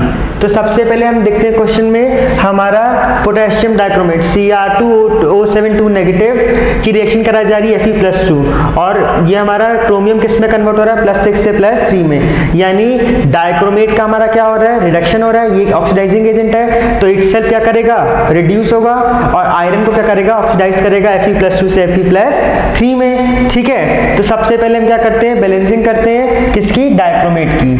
ये हमारा है Cr2O72 नेगेटिव, किस में कन्वर्ट हो रहा है, क्रोमियम +3 में, under acidic condition, H+ ions के अंडर कंडीशन, ये क्या हो रही है, एसिडिक कंडीशन में रिएक्शन हो रही है। तो हमारे क्रोमियम एटम्स यहाँ पे कितने हैं, 2 हैं, तो यहाँ से 2 का मल्टीप्लाई। अब हमारे ऑक्सीजन एटम्स कितने हैं, हमारे 7 हैं, तो यहाँ पे 7H2O। अब हाइड्रोजन एटम्स को बैलेंस करने के लिए यहाँ पे कितने, 7 2 14 हाइड्रोजन, तो यहाँ पे हम क्या करेंगे 14H+ ऐड कर देंगे। ठीक है, अब ओवरऑल चार्ज देखेंगे यहाँ पे कितना है, 2 × +3 6 हो गया, और यहाँ पे कितना है 14 - 2 दैट इज 12। तो यहाँ पे 6 इलेक्ट्रॉन्स हम क्या करेंगे, ऐड करा देंगे। ठीक है, तो ये हमारी पहली इक्वेशन क्या होगी, बैलेंस हो गई। सेकंड हमारा क्या है, Fe+2 to Fe+3, Fe+2 to Fe+3 charge balance करेंगे तो यहाँ पे एक इलेक्ट्रॉन ऐड कर देंगे। अब ओवरऑल चार्ज बैलेंस करने के लिए नीचे वाली इक्वेशन में हम क्या करेंगे, 6 का मल्टीप्लाई करा देंगे और दोनों को क्या कर देंगे, ऐड कर देंगे।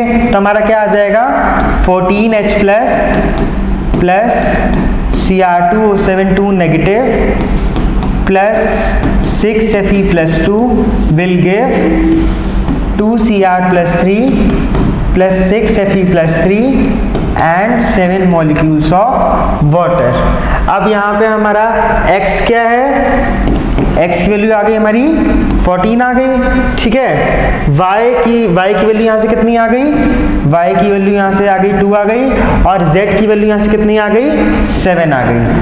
अब हमसे क्या पूछा गया, sum of x, y and z, यानी 14 + 7 कितना होगा, 21 + 2 दैट इज 23। तो x + y + z हमारा कितना आ गया, 23 के इक्वल आ गया, जो कि हमसे क्वेश्चन में पूछा गया है। तो इसका आंसर क्या हो जाएगा, sum of x, y, z that is 23। ठीक है, हमारा नेक्स्ट क्वेश्चन क्या कह रहा है, in chromyl chloride the oxidation state of chromium is. हमारे क्रोमिल क्लोराइड का फॉर्मूला क्या होता है, CrO2Cl2। देखिए कितना सिंपल क्वेश्चन पूछा गया। अगर किसी बच्चे को क्रोमिल क्लोराइड का फॉर्मूला पता है तो वो इजीली इस क्वेश्चन को कर सकता है, केवल इसमें ऑक्सीडेशन स्टेट ऑफ क्रोमियम से पूछा गया है। अब क्रोमिल क्लोराइड का फॉर्मूला क्या होता है, CrO2Cl2।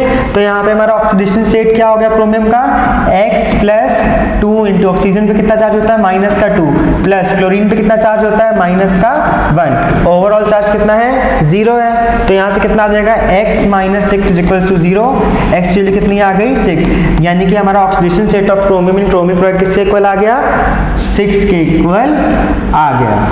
ठीक है, इजी था क्वेश्चन। नेक्स्ट क्वेश्चन क्या है, from the given list the number of compounds with plus for oxidation state of sulphur. कुछ कंपाउंड्स दिए हुए क्वेश्चन में, उसमें से हमें बताना है कितने कंपाउंड्स में सल्फर क्या है, प्लस फॉर ऑक्सीडेशन स्टेट में है। सबसे पहले बात करते हैं SO3 की। SO3 की अगर हम बात करें तो यहाँ पे सल्फर का ऑक्सीडेशन स्टेट क्या है हमारा, +6 है। ठीक है, H2SO3 oxidation state of sulphur कितनी आएगी, +1 × 2 plus x plus -2 × 3 that is equal to 0। x की वैल्यू यहाँ से सॉल्व करेंगे किससे इक्वल आ जाएगी, 6 - 2 दैट इज 4। तो H2SO3 में हमारी सल्फर की ऑक्सीडेशन स्टेट क्या है, +4 आ गई। तो ये तो हमारा क्या है, पहला कंपाउंड है जिसमें सल्फर की ऑक्सीडेशन स्टेट क्या है, +4 है। थर्ड क्या है, SOCl2। इसकी बात करें तो सल्फर की ऑक्सीडेशन स्टेट अगर हम x माने, O पे चार्ज -2 प्लस 2 × -1 इक्वल टू 0। यहाँ से भी सल्फर की ऑक्सीडेशन स्टेट कितनी आ गई, 4 आ जाएगी। ठीक है, नेक्स्ट हमारा क्या कह रहा है, SF4। SF4 की बात करें तो x + 1 क्लोरीन एटम का ऑक्सीडेशन स्टेट कितना, -1, 4 है तो 4 × -1 इक्वल टू 0। यहाँ से भी x की वैल्यू कितनी आ गई, +4। तो इन तीन में तो आ गई सल्फर की ऑक्सीडेशन स्टेट +4 आ गई। अब हम बात करें बेरियम सल्फेट की, तो यहाँ पे सल्फेट के ऊपर कितना चार्ज आ गया, 2 नेगेटिव। सॉल्व करेंगे तो सल्फर की ऑक्सीडेशन स्टेट यहाँ से कितनी आ जाएगी, 8 - 2 दैट इज 6। तो SO3 में तो नहीं है, उसके बाद बेरियम सल्फेट में भी नहीं है। बात करें H2SO7 की, तो उसका स्ट्रक्चर कैसा होता है, SOS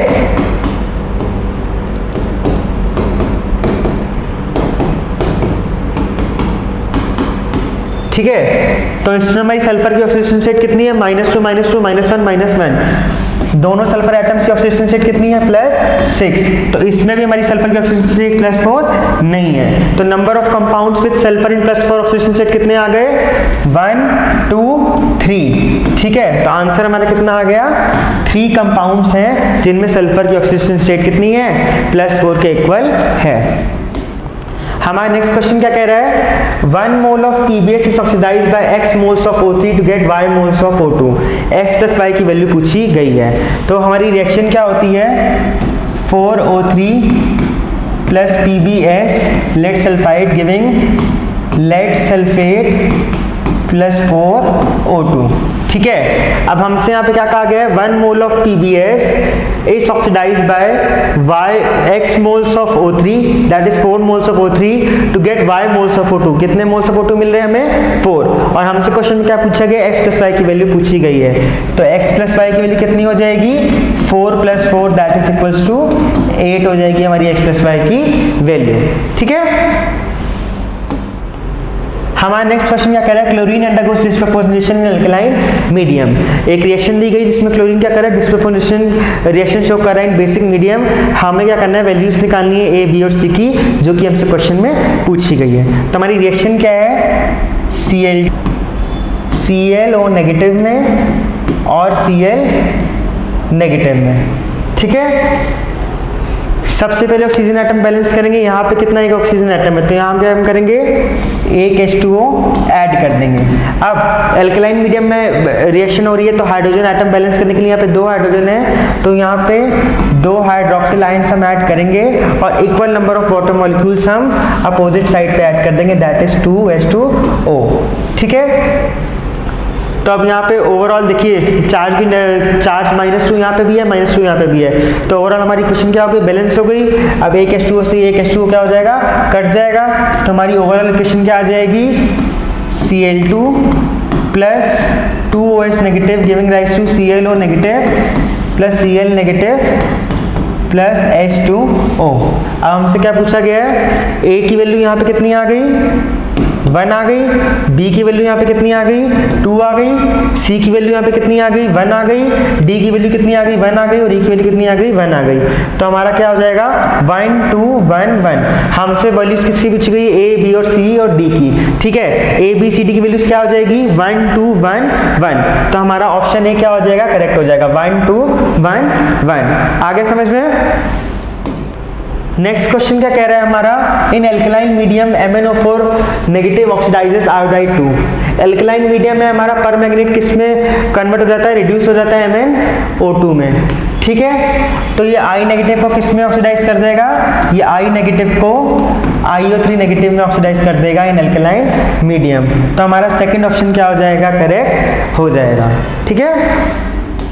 तो हमारा नेक्स्ट क्वेश्चन क्या कह रहा है, हमें एक रिडॉक्स रिएक्शन दी हुई जिसको हमें क्या करना है, बैलेंस करना है। और हमसे क्या पूछा गया, if the above equation is balance with integer coefficients the value of Z हमसे क्वेश्चन में क्या की हुई है, पूछी गई है। तो इसमें क्या हमारा परमैंगनेट क्या हो रहा है, रिड्यूस हो रहा है MnO2 में इन एल्कलाइन मीडियम में, और हमारा आयोडीन क्या हो रहा है, आयोडाइड ऑक्सीडाइज हो रहा है I2 में। ठीक है। तो बैलेंस करेंगे। सबसे पहले हमारा 2 MnO4 नेगेटिव किस में कन्वर्ट हो रहा है, MnO2 में। सेंट्रल एटम से पहले बैलेंस करेंगे। यहाँ पे मैग्नीज से कितने एटम से 2 है, तो यहाँ पे 2 का मल्टीप्लाई। ठीक है। ऑक्सीजन एटम से यहाँ पे कितने हैं, 8 है, और यहाँ पे कितने हैं, 4 है, तो यहाँ पे 4 मॉलिक्यूल्स ऑफ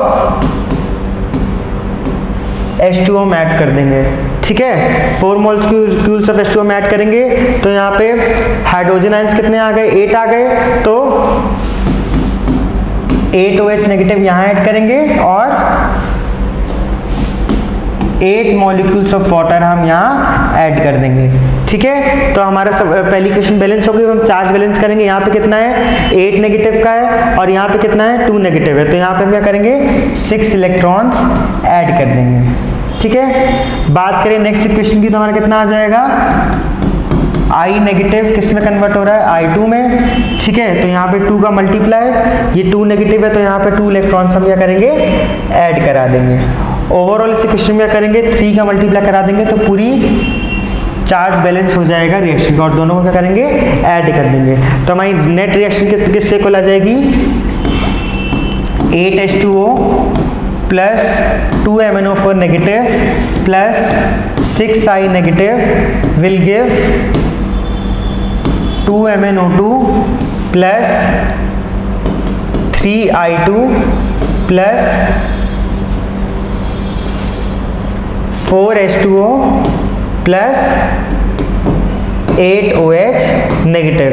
यहाँ से 4 मॉलिक्यूल्स इससे कैंसिल हो जाएंगे तो किससे इक्वल आ जाएगा, 4 H2O मॉलिक्यूल्स के इक्वल आ जाएगा। ठीक है, अब हमसे क्या पूछा गया, वैल्यू ऑफ Z हमसे पूछी गई है, दैट इज किसकी, Z की वैल्यू कितनी आ जाएगी, 8 हाइड्रोक्सिल आयंस है तो Z की वैल्यू आ गई हमारी 8। ठीक है, तो वैल्यू ऑफ Z हमारी कितनी आ जाएगी, 8 के इक्वल आ जाएगी। आ गया समझ में। हमारा नेक्स्ट क्वेश्चन क्या है, CrO2Cl2 NaOH के साथ रिएक्ट करेगा तो हमारा क्या बनाएगा, A+2NaCl+2H2O। हमारा जब क्रोमिल क्लोराइड सोडियम हाइड्रोक्साइड से रिएक्ट करता है तो क्या बनाता है, Na2CrO4, यानी कि A हमारा क्या आ गया, Na2CrO4। अब हमारा Na2CrO4 जब हम HCl और हाइड्रोजन पेरोक्साइड से रिएक्ट कराते हैं तो हमारा क्या बनाता है, CrO5। तो हमारी रिएक्शन क्या हो गई, CrO2Cl2 that is chromyl chloride reacts with 4 molecules of sodium hydroxide giving rise to Na2CrO4। ठीक है, Na2CrO4 that is A which will react with HCl and hydrogen peroxide giving rise to CrO5 that is B। और हमसे क्या पूछा है question में, A और B पूछे गए हैं क्या बन रहे हैं, तो हमारा A क्या है Na2CrO4 और B हमारा क्या है CrO5। तो हमारा लास्ट ऑप्शन क्या हो जाएगा, करेक्ट हो जाएगा। ठीक है, आ गया समझ में। अब the total number of species from the following which can undergo disproportionation reaction are, कुछ स्पीशीज दी गई है हमें क्वेश्चन में, हमें बताना है इनमें से कौन कौन सी स्पीशीज डिस्प्रोपोर्शनेशन रिएक्शन को शो कर सकती हैं। ठीक है, कोई भी स्पीशीज डिस्प्रोपोर्शनेशन रिएक्शन कब शो करती है, जब उसका ऑक्सीडेशन स्टेट लाई करता है in between the minimum and maximum oxidation state के। तो सबसे पहले हम बात करें H2O2, तो हमारा H2O2 क्या करता है, डिस्प्रोपोर्शनेशन रिएक्शन शो करता है। ठीक है, ClO3 नेगेटिव की बात करें तो ऑक्सीडेशन स्टेट ऑफ हमारा क्लोरीन कितना आ जाएगा, 6-1 दैट इज प्लस का 5। तो ये भी क्या करता है, हमारा डिस्प्रोपोर्शनेशन रिएक्शन को क्या करता है, शो करता है। बात करें कि P4 की, तो P4 क्या है, 3 molecules of NaOH plus 3 H2O के साथ रिएक्ट करके क्या बनाता है, PH3 प्लस 3 Na2H2PO2। तो हमारा P4 भी क्या करता है, डिस्प्रोपोर्शनेशन रिएक्शन को शो करता है। बात की जाए हमारी क्लोरीन की, तो ये भी क्या है, 0 ऑक्सीडेशन स्टेट में है, तो ये भी डिस्प्रोपोर्शनेशन रिएक्शन को शो करेगी। ठीक है, सिल्वर की बात की जाए तो Ag हमारा डिस्प्रोपोर्शनेशन रिएक्शन को शो नहीं करता। कॉपर +1 की बात की जाए तो डिस्प्रोपोर्शनेशन रिएक्शन शो करता है, Cu+1 चेंज हो जाता है कॉपर +2 में और कॉपर में। तो Ag को छोड़ के जितनी भी स्पीशीज है वो सब क्या करेंगे, डिस्प्रोपोर्शनेशन रिएक्शन शो करेंगी। तो number of species which undergo disproportionation reaction are that is 1 2 3 4 5। हमारी 5 स्पीशीज क्या करेंगी, डिस्प्रोपोर्शनेशन रिएक्शन को शो करेंगी। ठीक है, आ गया समझ में।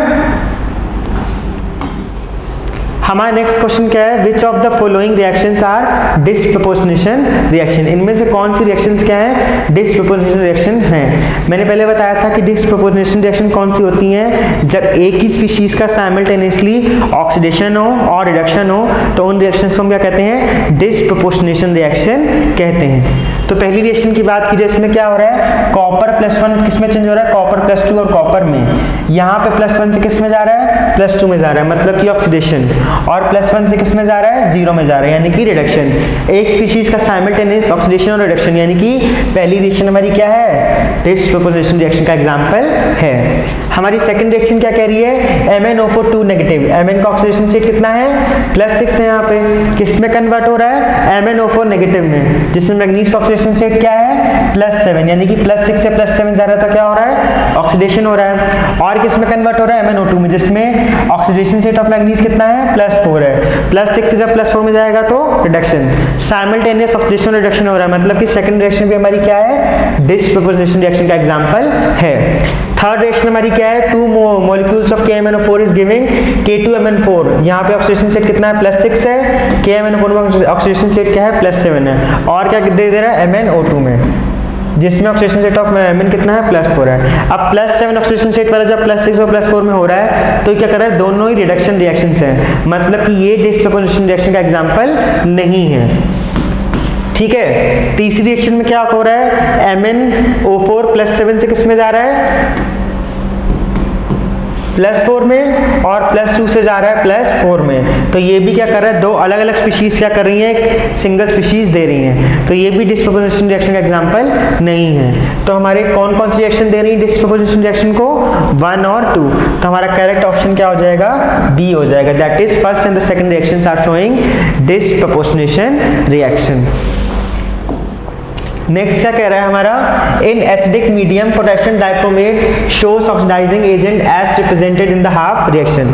एसिडिक मीडियम में हमारा पोटेशियम डाइक्रोमेट क्या होता है, ऑक्सीडाइजिंग एजेंट की तरह एक्ट करता है। तो हमें एक इक्वेशन दी, हमें क्या करना है, बैलेंस करना है। हमें पता है एसिडिक कंडीशंस में हमारा डाइक्रोमेट किस में कन्वर्ट हो जाता है, क्रोमियम +3 में। तो सबसे पहले अगर हम सेंट्रल एटम को बैलेंस करें, यहाँ पे कितने, 2 क्रोमियम एटम्स है, तो यहाँ पे 2 का मल्टीप्लाई करा देंगे, ठीक है। अब ऑक्सीजन एटम्स कितने हैं, 7 है, तो यहाँ पे हम 7H2O ऐड कर देंगे, ठीक है। 7H2O ऐड कर दिए। अब हम नंबर ऑफ हाइड्रोजन एटम्स को बैलेंस करेंगे। यहाँ पे कितने हैं, 14 हाइड्रोजन है, तो यहाँ पे हम 14H+ को ऐड कर देंगे।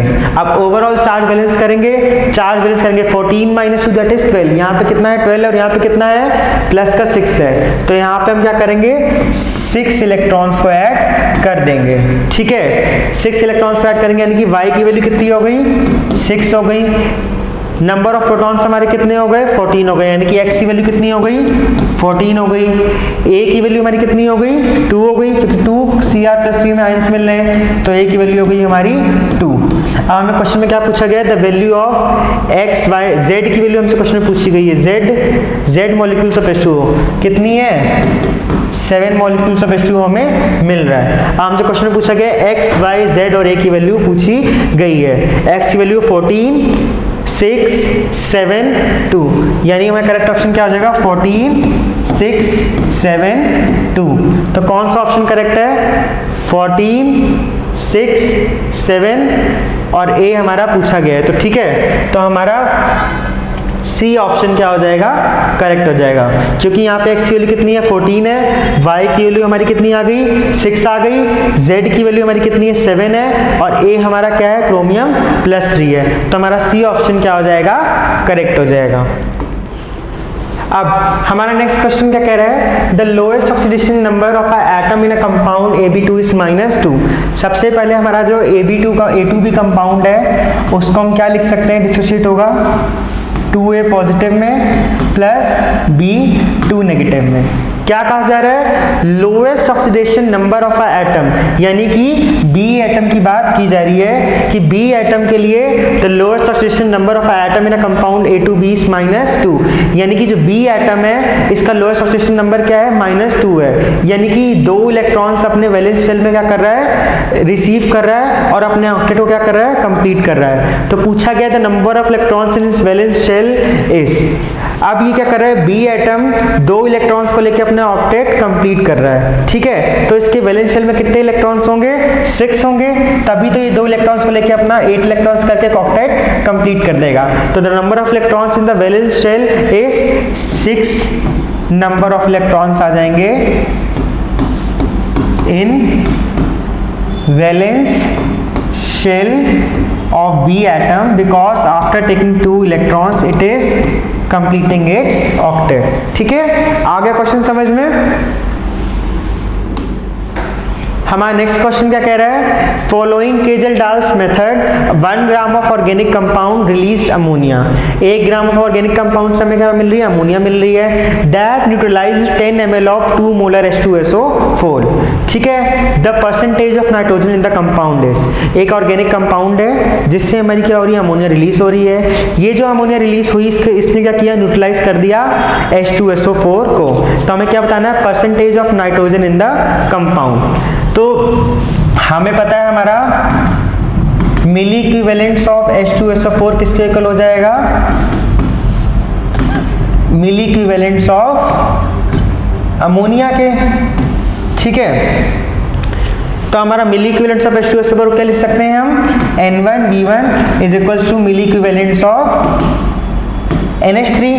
ठीक ठीक है। N1 क्या लिख सकते हैं, molarity into n factor into volume. Molarity of H2SO4 solution में कितनी दी हुई है, 2 मोलर दी हुई है, ठीक है। वॉल्यूम कितनी दी है, 10 ml दी है, और n फैक्टर ऑफ H2SO4 में पता है कितना होता है, 2 होता है। तो ठीक है, ये किस इक्वल आ जाएगा, मिली इक्विवेलेंट्स ऑफ NH3 के इक्वल आ जाएगा, ठीक है। तो हमारा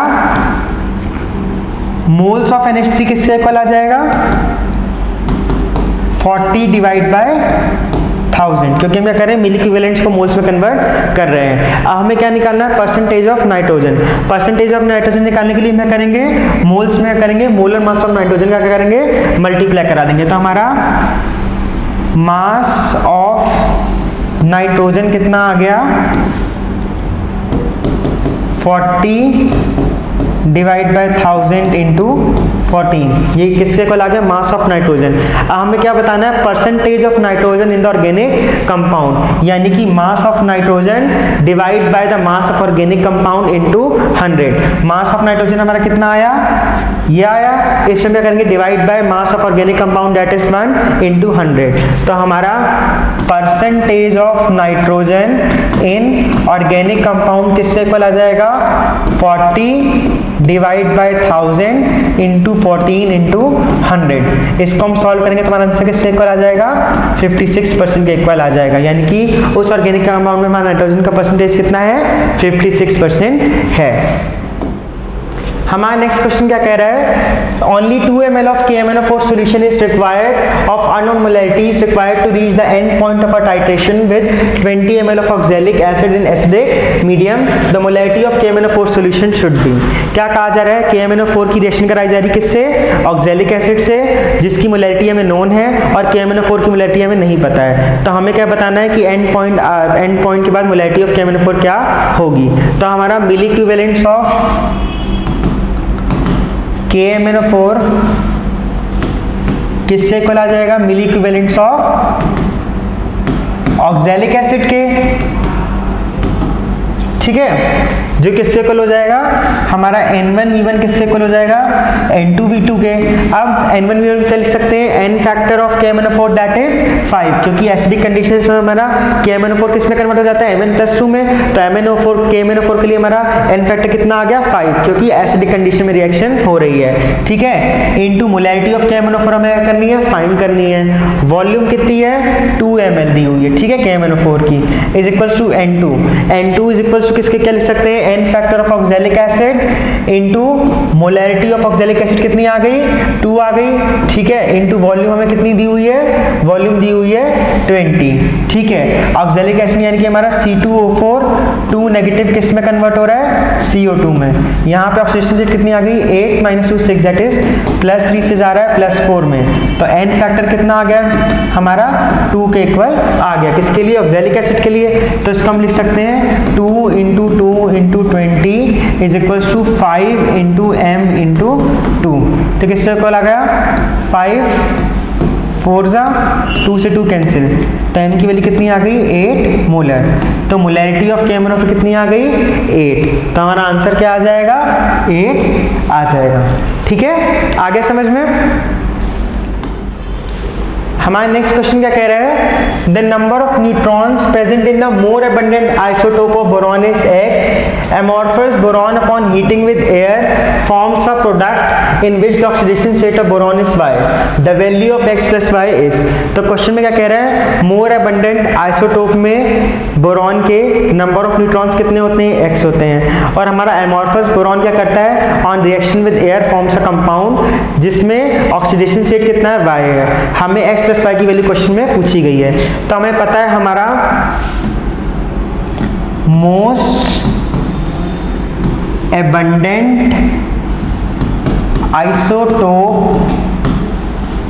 ऑफ बोरॉन क्या होता है,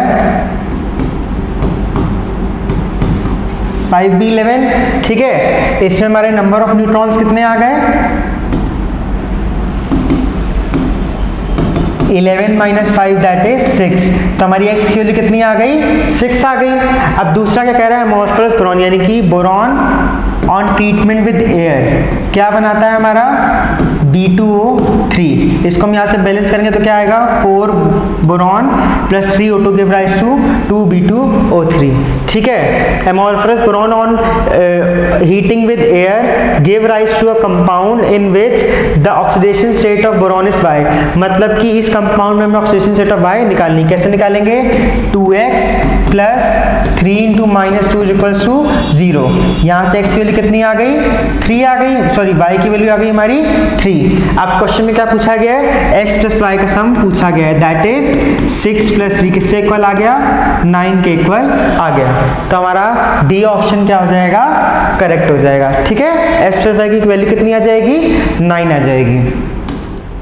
तो हमारा नेक्स्ट क्वेश्चन क्या कह रहा है?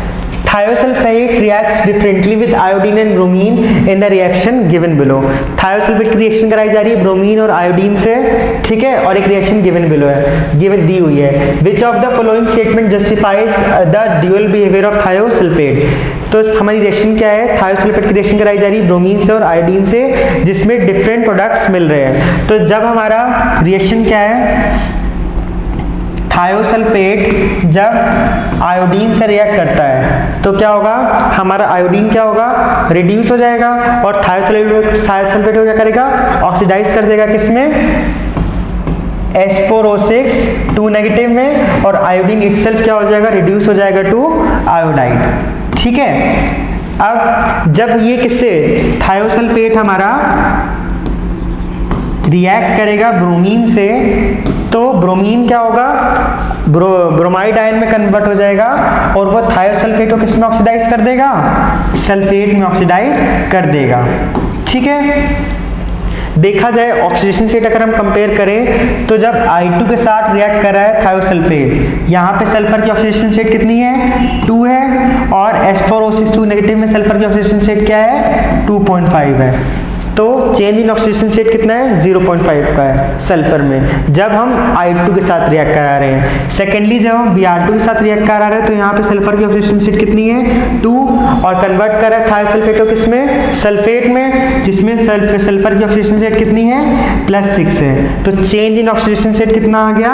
+4 का आ गया है। यानी Br2 क्या कर रहा है? ज़्यादा ऑक्सीडाइज कर रहा है थायोसल्फेट को एज कंपेयर टू आयोडीन। ठीक है, अब हमसे क्या पूछा गया कि इनमें से which of the following statements are correct? Bromine undergoes oxidation, no, bromine का तो रिडक्शन हो रहा था, पहली स्टेटमेंट तो गलत हो गई। दूसरा क्या कह रहा है? Thiosulphate undergoes oxidation by bromine and reduction by iodine, no, thiosulphate को दोनों ही क्या कर रहे हैं? ऑक्सीडाइज कर रहे हैं। तो ए और बी तो क्या हो गए? इनकरेक्ट हो गए। तीसरा ऑप्शन हमारा क्या कह रहा है? Bromine is a stronger oxidant than iodine. ये मतलब क्या कह रहा है? ब्रोमीन स्ट्रॉन्गर ऑक्सीडेंट है देन आयोडीन। तो ये स्टेटमेंट क्या हो गई? करेक्ट हो गई, क्योंकि हमारा ब्रोमीन क्या कर रहा है? थायोसल्फेट को ज्यादा एक्सटेंट ऑफ ऑक्सीडाइज कर रहा है, यानी कि सल्फर को, एज कंपेयर टू आयोडीन। ठीक है, तो हमारा bromine is a stronger oxidant than iodine. हमारी थर्ड स्टेटमेंट क्या हो जाएगी? करेक्ट हो जाएगी। लास्ट क्या कह रहा है? Bromine is a weaker oxidant than iodine, ये स्टेटमेंट क्या है? फॉल्स है। तो हमारा सी ऑप्शन क्या हो जाएगा? करेक्ट हो जाएगा। तो हमारा लास्ट क्वेश्चन क्या कह रहा है? हमारा लास्ट क्वेश्चन कह रहा है among the following halogens fluorine, chlorine, bromine and iodine which can undergo dissociation reaction. ठीक है, तो हमारा बात की जाए हैलोजेंस की, फ्लोरीन, क्लोरीन, ब्रोमीन और आयोडीन, इनमें से हमारे क्लोरीन, ब्रोमीन और आयोडीन जो होते हैं क्या करते हैं? डिसप्रोपोर्शनेशन रिएक्शन को क्या करते हैं? शो करते हैं। ठीक है, लेकिन हमारा फ्लोरीन जो होता है डिस्प्रोपोर्शनल रिएक्शन को नहीं शो करता। क्यों? क्योंकि हमारा फ्लोरीन क्या है? मोस्ट इलेक्ट्रोनेगेटिव एलिमेंट है जितने भी एलिमेंट्स पाए जाते हैं। तो फ्लोरीन कभी भी पॉजिटिव ऑक्सीडेशन स्टेट नहीं शो करता, उसमें स्टेबल नहीं हो पाता वो, क्योंकि वो इटसेल्फ इतना इलेक्ट्रोनेगेटिव है कि वो पॉजिटिव चार्ज नहीं स्टेबल कर पाएगा अपने ऊपर। तो फ्लोरीन कभी भी पॉजिटिव ऑक्सीडेशन स्टेट में नहीं जाना चाहेगा, इसलिए हमारा फ्लोरीन ही ऐसा हैलोजन है जो कि डिसप्रोपोर्शनल रिएक्शन को कभी भी शो नहीं करता। तो उम्मीद है कि इस वीडियो से आपको काफ़ी हेल्प मिलेगी रिडॉक्स चैप्टर के PYQs को सॉल्व करने में। तो मिलते हैं नेक्स्ट टॉपिक के साथ अगले वीडियो में। Thank you.